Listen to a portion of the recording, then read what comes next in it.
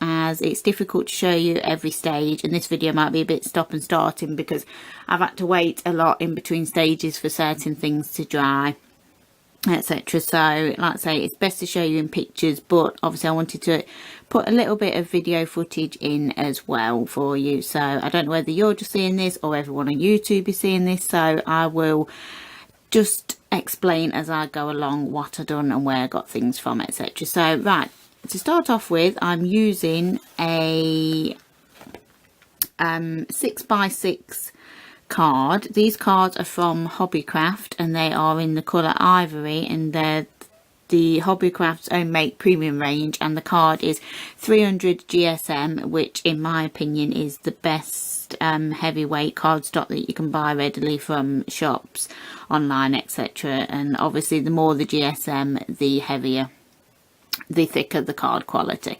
So I've measured and I've actually cut already with a little hobby knife. I've actually cut a just a line straight down because I'm going to feed the ribbon that I used through. Just see if I can find that ribbon spool just to show you which one it is. So I've cut, let's say, a line. I measured roughly, I think it was about 6.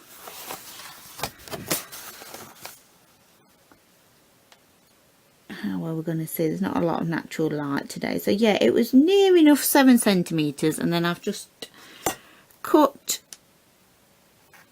a hole there which is just big enough for the ribbon, which is just a bit over 1 centimeter, I'd say.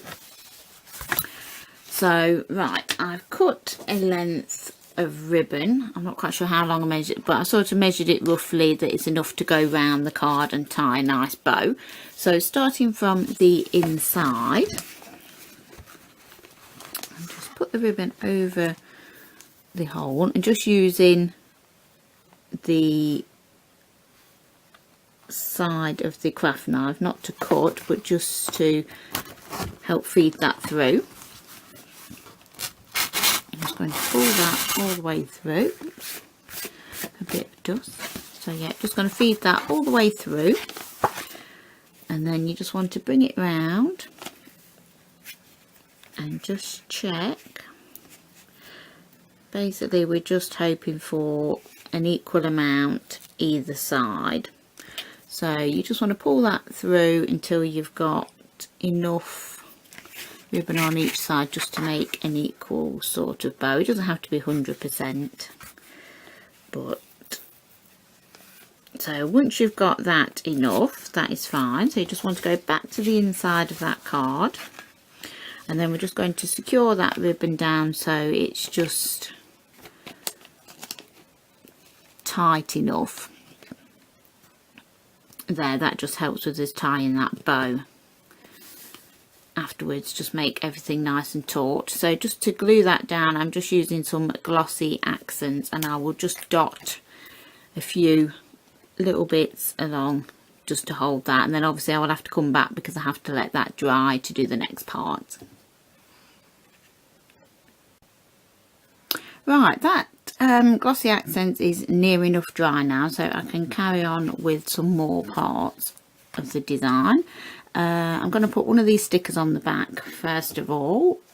We say this card has been handmade, and these are just some stickers I picked up from the works. So these are just a clear sticker. So I'm just going to pick one of those up just on my scoring tool, just so I'm not touching them and getting fingerprints on them. So as you can see, they're just a nice clear sticker. So I'm just going to fold the card over and get that roughly centralised, and just pop that on.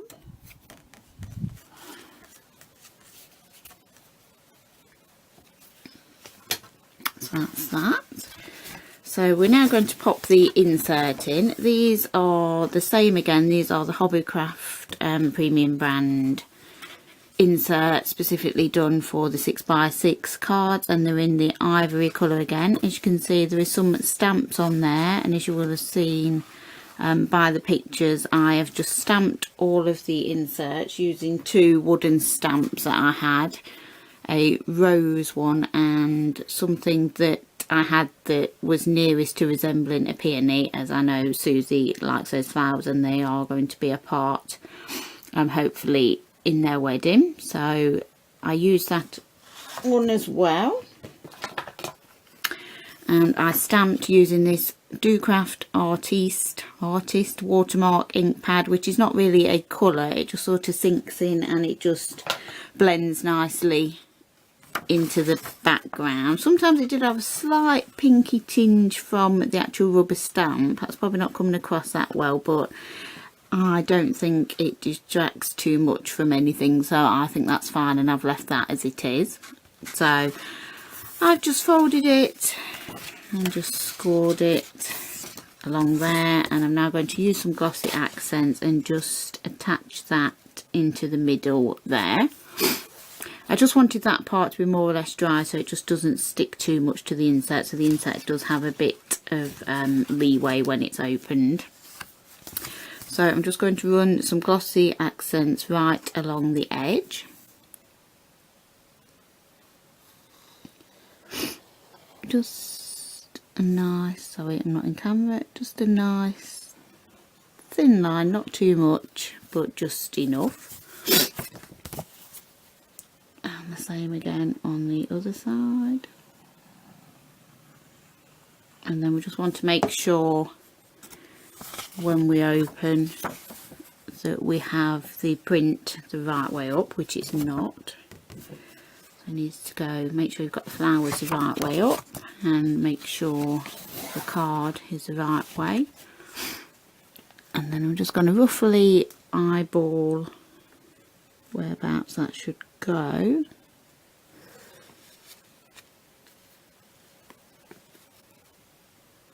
And just lay that down. And then just close the card and just run that along. Now all the other invitations are actually done. You are actually seeing me assemble the last one, so I might look a little bit grubby from doing others. I would say I've been doing this for the last few days because obviously I have spreaded it out to allow time for drying, etc., and to make all the lace, because I've actually dyed the lace to make it more of a distressed colour. So there we go, we've now done that part. So we'll just flip that over and we can now attach the piece of lace. These are the pieces of lace, and I dyed them using a mixture of just a few drops of water and some distress ink, Tim Holtz in Antique Linen. And then I just dried that off with a heat tool, and then I've left it a few days just to make sure they're 100% dry. These roughly measure 5" by 5" ones. I've just trimmed this down a bit just to leave a border around the edge. Some of the edges are a bit rough, frayed, etc. I've left it like that. It gives more of the aged effect. So each of these cards will be slightly different in a way, but I think that is fine with the design we're going for. So I'm just going to trim along the edge of this one so it just fits nicer onto the actual card. So I'm just going to chop a little bit, say like a centimetre for the minute, off the edge. It doesn't matter how straight it is. And then I'm roughly going to see how well that fits. Yeah, that fits fine. And I'm going to use glossy accents again and put some all over just to attach that down. So I just start off with putting some on the pieces of the lace that are more filled in, so a lot of it is not seen from the outside. It doesn't matter that much if it is, because I don't think the effect of seeing the glossiness through is that bad. So I just start off with a bit and then I will lay it down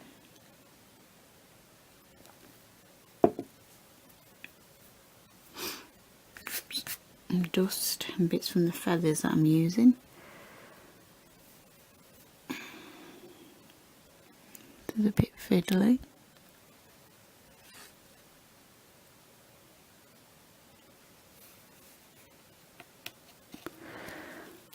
There we go.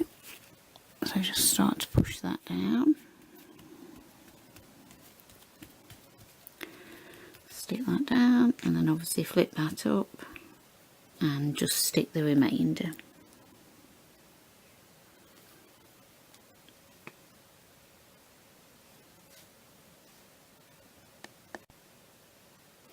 Right, now the lace is dried, we're going to start doing the main part of the design. So what we want to do is to tie the ribbon. I'm going to do 2 knots into it first. So if you just get roughly the centre, I'll just pop my finger on there again and then just do another straightforward knot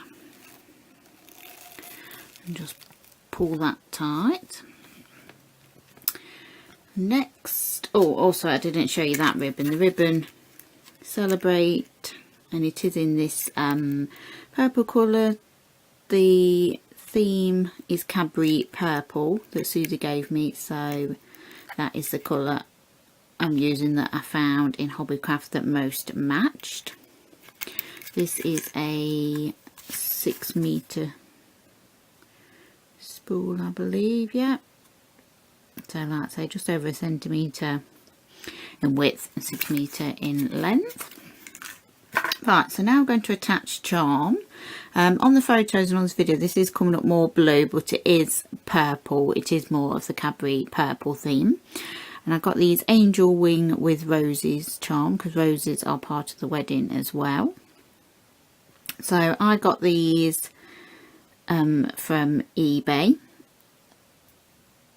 And I just attached a purple feather that I had from a feather garland.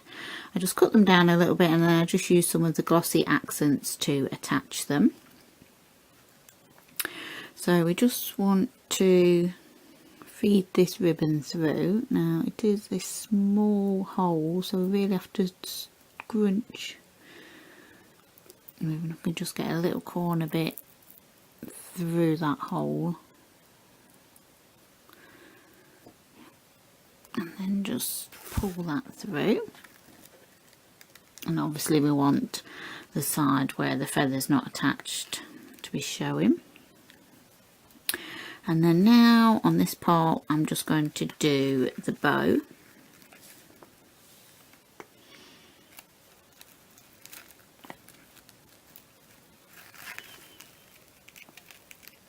And pull that tight as possible and just adjust the size of the bow slightly. And just pull it tight again.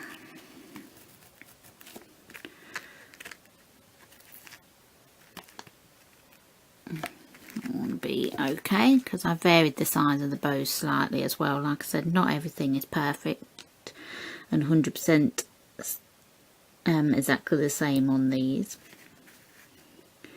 And then I just want to give a nice even cut of the ribbon, so it's not frayed. And then we will run a little bit of the glossy accents along that edge just to stop any fraying. And then once I've done that, I will take my little embellishments, which are, I have them somewhere. I have some little ivory pearlized hearts. And I will dot, I've used 7 of those that I randomly place onto the lace. And also I have some little sparkly rhinestones. I've only got a few left now. See that well, see if I can zoom in on those. Like I say, they're just sparkly stones, and I just use 4 of those and just dot those around as well, all at random, just to add a little bit more to the card. And voila, they will be done. And I'll just bring in one that is already complete. As you see, you've got the rhinestones.